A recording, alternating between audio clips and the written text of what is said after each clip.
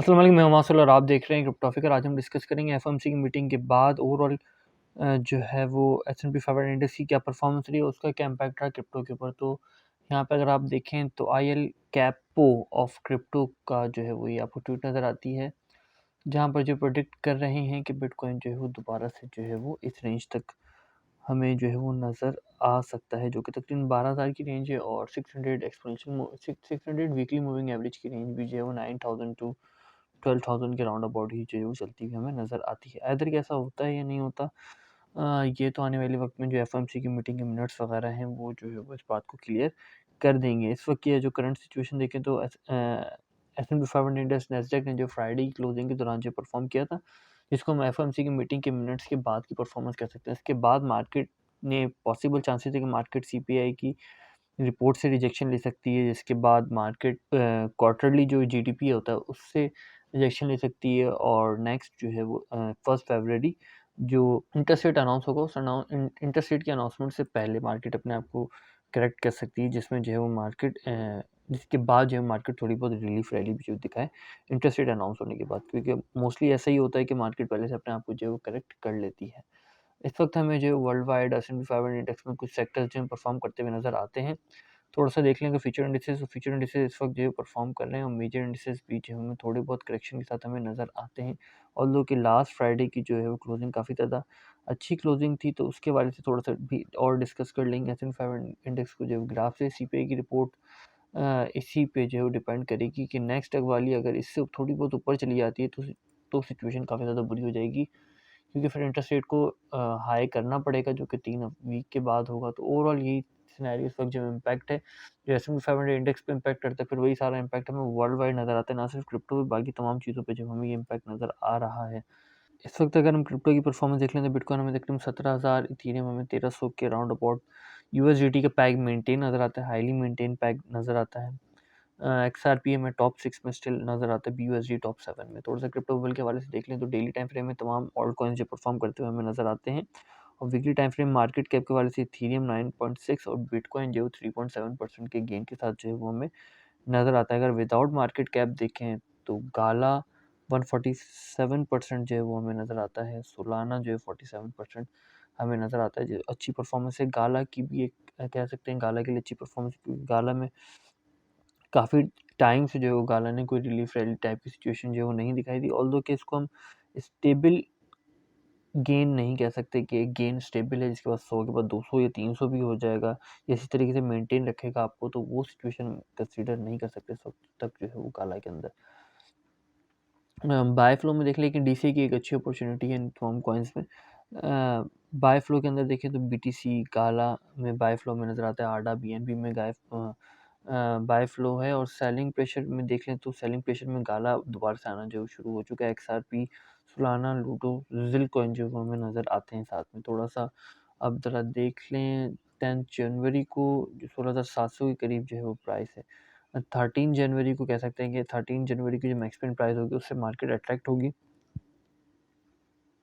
जो कि तकरीबन 17,000 के करीब है। अब थोड़ा सा देख लें नैस्डैक को या एस&पी 500 इंडेक्स को, तो सिचुएशन कुछ इस तरह की नज़र आती है। आरएसआई ने तो यहाँ से एक रिजेक्शन प्रेडिक्ट कर दी थी लास्ट जो है वो, यहाँ पर अगर आप देखें तो ये वो रीजन था, जिसके बाद जो है वो मार्केट क्लोज हुई थोड़ा बहुत गेन के साथ, फिर मार्केट एक अपर गैप के साथ ओपन हुई और मार्केट ने फिर जो है वो तकरीबन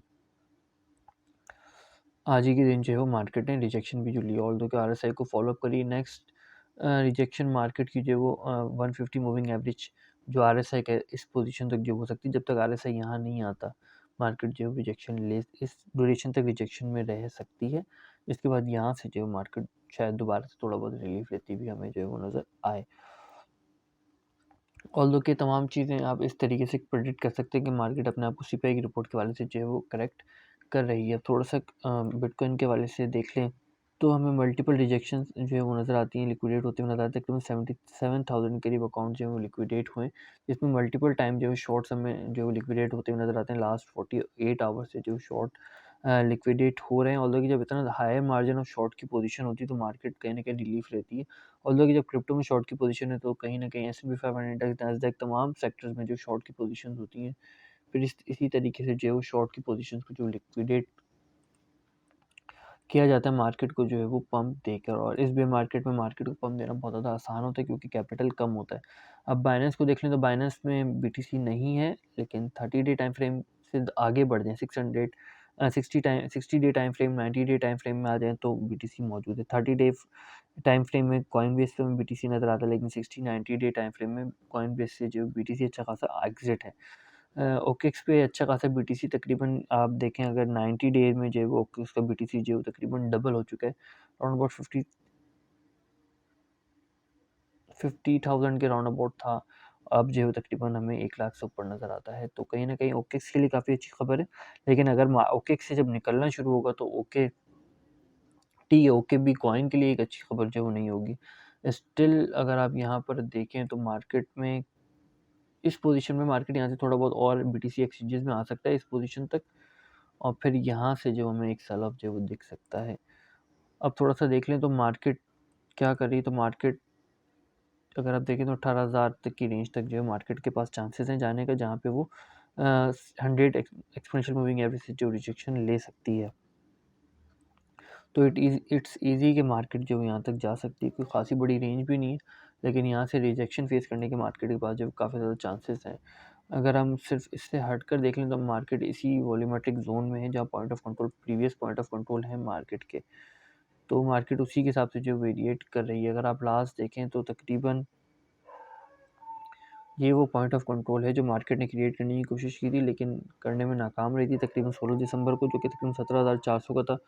तो मार्केट उसी रेंज के राउंड अबाउट जो है वो नज़र आती है, थोड़ा-सा उससे नीचे है। और वीकली टाइम फ्रेम में अगर देख लें तो काफ़ी ज़्यादा इंपॉर्टेंट रहेगा कि 300 वीकली मूविंग एवरेज की क्या सिचुएशन है। तो still market 300 weekly moving average को एज़ अ स्ट्रॉन्ग रेजिस्टेंस बना के जो चल रही है, और 300 मूविंग एवरेज के जो वीकली मूविंग एवरेज के करीब भी जो है मार्केट नहीं जा रही गेन के बावजूद भी। लार्जर टाइम फ्रेम में देखें तो स्टिल 12,000 के करीब लोग जो है वो होपफुल हैं, और 18,000 पे जो है अभी सेल ऑर्डर्स प्लेस्ड करके जो है वो बायर्स और सेलर्स जो हैं वो मौजूद हैं दोनों पोजीशंस के ऊपर। ऑर्डर्स को देख लें तो 18,600 पे हमें जैसे सेल ऑर्डर नज़र आता है, उसी तरीके से बाय ऑर्डर 16,250 पे नज़र आता है। ये ऑर्डर कोई नए नहीं है, काफ़ी टाइम से जो है इसी रेंज में ऑर्डर जो हम चलते हुए नज़र आ रहे हैं। तो कहीं न कहीं ये कोशिश है कि 18,600 तक जो मार्केट को उससे ऊपर जो है मार्केट को ना जाने दिया जाए, और 16,250 की रेंज तक ही जो मार्केट को रखा जाए। इधर कि कोई बड़ा सेल ऑफ प्रेशर या बड़ा बाइंग प्रेशर मार्केट फेस नहीं करती, तब तक जो मार्केट इसी रेंज में जो रहेगी, और ये रेंज तकरीबन दिसंबर के शुरू से जो है वो हमें देखने को मिल रही है।